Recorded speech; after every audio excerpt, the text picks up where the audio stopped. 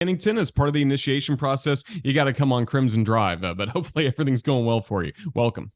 Yeah, for sure. I appreciate being on. Everything has been going well. It's been maybe like 5, 6 weeks since I've been in the Tuscaloosa area. So I'm just trying to adjust to everything, meet everybody, and put out some good content. So it's been really fun first month, and we're going to have a lot of fun this fall and moving forward. So appreciate you having me on. Yeah, absolutely. We've enjoyed your content so far. And before we even talk about some Crimson Tide athletics, first of all, just tell us about your background and how you ended up at the Athletic. Yeah, so Atlanta, Georgia native, graduated from the University of Georgia and went into journalism from there. Started off covering high school sports in South Carolina in 2019.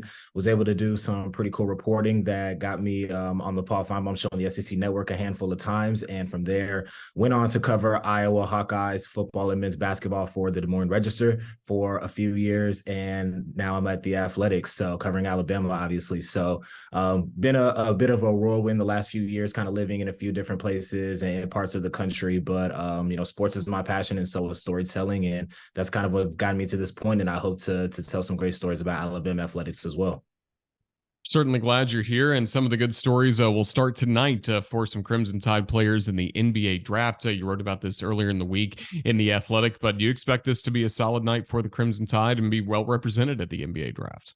Yeah, absolutely. I think this night obviously is about the players and their individual accomplishments, but it's an opportunity for schools to kind of showcase themselves to potential recruits at the high school level and through the portal, letting them know that if you want to get to the next level, this is a school that can get you there. And Alabama is starting to enter into that conversation. They're going to have a top 3 pick. Brandon Miller, he's going to be the first one since Antonio McDyess in 1995. And with Noah Clowney, also a projected first-round pick, it could be the first time you see 2 Alabama players in the first round since 1995. And when you think about what Nate Oates is trying to do and the foundation that he's installing in the program, a night like this is extremely significant for him. He can take that on the recruiting trail. He can sell that to high school players. He can sell that to players from the portal as evidence of what he's building at Alabama. So the winning on the court has spoken for itself for the last few years, and now you're starting to see the talent development aspect of it. And it's just another piece of the puzzle in establishing Alabama as potentially a national brand. Absolutely. And I think some fans were a little concerned after seeing some of this talent leave the roster. Also, assistant coaches moving on to some head coaching opportunities. Wasn't sure what it would look like for Coach Oates and the Crimson Tide gearing up for next year, but it seems like Kennington, there is some momentum building, not just with the draft, but also on the recruiting trail and in the transfer portal. Yeah, absolutely. So, there's the expected transfer of Grant Nelson, who's going to fortify that front line.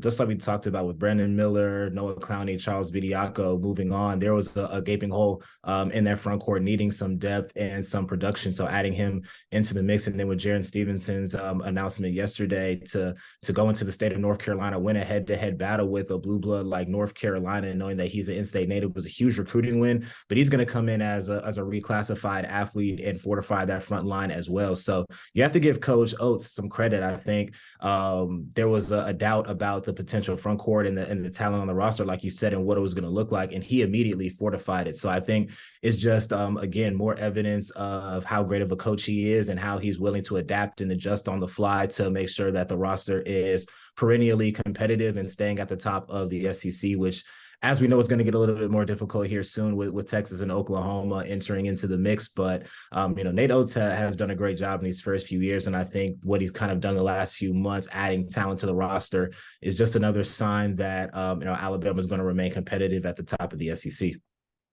Of course, you've been covering basketball, as we've talked about, also a lot of baseball and softball over the last few weeks. But here in Alabama, a lot of times the focus is football. And as you start to get your legs under you in this beat, just what are some of the main storylines you're following this summer for the Crimson Tide football team?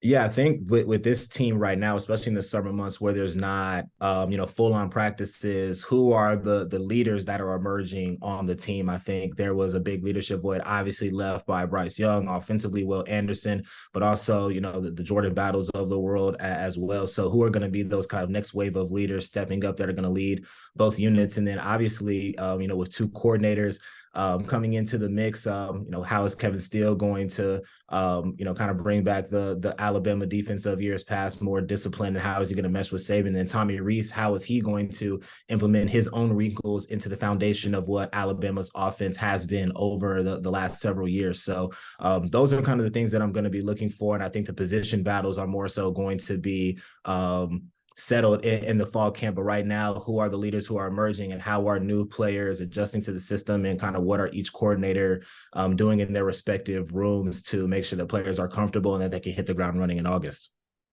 Of course, in 2024, there will still be 8 SEC games that are played. Did anything really surprise you about the matchups we learned about last week that the Crimson Tide will have on the schedule in 2024? Yeah, I think just across the board, it's really jarring when you look at it on paper how difficult each schedule is going to be. When you look at Alabama's schedule, I mean, they're going to play Oklahoma, which is a traditional blue blood, and you've got to think under Venables they're going to be improved going into year 3. They have Georgia on the schedule. They have LSU on the schedule. They're going to go at Wisconsin. So really difficult schedule for Alabama. I don't think there's going to be a question of schedule difficulty when it comes down to the end of the season when you're deciding for the playoffs. So that was the big thing that stuck out to me. And I think it's just going to be a really exciting time for the SEC. So just kind of gear up, fans. It's always been hard to win the SEC, but I think the path to winning the SEC and getting yourself in kind of like those top seeds is only going to get harder. So that's just going to be the latest challenge for Nick Saban and the program remaining on top of the sport is more difficult schedules. But I know that that's something that he's not shying away from at all. No, it certainly isn't. And again, he's not shying away from competition, even looking at this team, adding Tyler Buckner from the transfer portal from Notre Dame. You got to report some on what he did in his time with the Fighting Irish and what he maybe could do for the Crimson Tide. What'd you learn about Tyler Buckner? Yeah, I think that he's somebody just on the surface, somebody who kind of fits very well into the room in terms of what each quarterback already has. He's a mobile guy, somebody that Tommy Rees used a lot in the read options and in the RPO. So I think stylistically he fits alongside Milroe and Ty Simpson, who are also mobile as well. There's obviously some familiarity with how Tommy Rees likes to operate. Again, this is Alabama's offense, and Tommy Rees is going to have to add his wrinkles into it. But I think from a familiarity standpoint, Tyler Buckner is going to come in and be able to kind of insert himself into the competition right away. So the tools are there. Injury history has kind of derailed him a bit. He was injured a bit in high school, missed a year with COVID, and then only played in a few games last year in Notre Dame because of injury. So he needs more reps. I think that the skeleton is there for a potential starting quarterback, but he just has to stay on the field and continue to develop. So I think it's a welcomed addition to the room, and I think it's going to be a very compelling competition between those three this fall. Well, a moment ago, we talked about some of the storylines you're following for this Crimson Tide football team as we go along in the summer. And as we start to wrap things up, any special projects or fun things you're working on maybe before SEC Media Days that our fans could enjoy from either you or some of your colleagues with The Athletic? Yeah, for sure. I mean, I think for me, one thing that I'm really interested in is Tommy Rees as an entity and how he has risen so quickly through the coaching ranks to the point where he is 30 years old, and Nick Saban could have hired anybody for this position. I mean, the offensive coordinator position at Alabama is one of the best jobs in football, period, at any level. So going a little bit behind the curtain and trying to learn about as much as Tommy Rees as I can, and who he was as a player, who he is as a coach, and kind of how he's risen to this point is something that I think fans are going to be interested in reading, and I'm excited to kind of put that out, sometime around SEC Media Days, like you said. So that's kind of like my first big project, and hopefully will be a coming out party for me on the beat. That sounds good. Well, Kennington Lloyd Smith III, thank you so much for joining us for the first time, and certainly not the last time here on the Crimson Tide Sports Network, but we look forward to reading your work. And again, thank you for your time today. Yeah, absolutely. Thank you so much for having me, and until next time.